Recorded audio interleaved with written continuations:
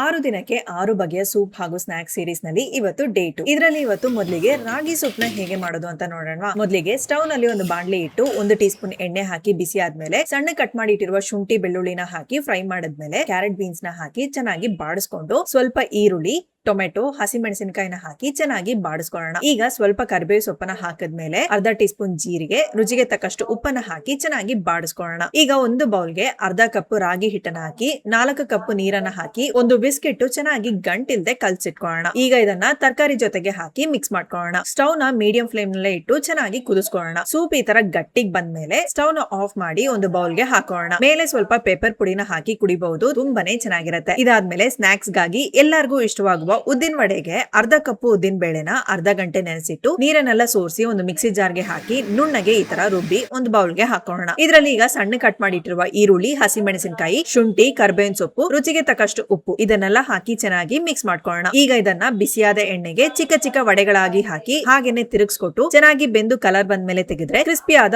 ಉದ್ದಿನ ವಡೆ ತಯಾರು.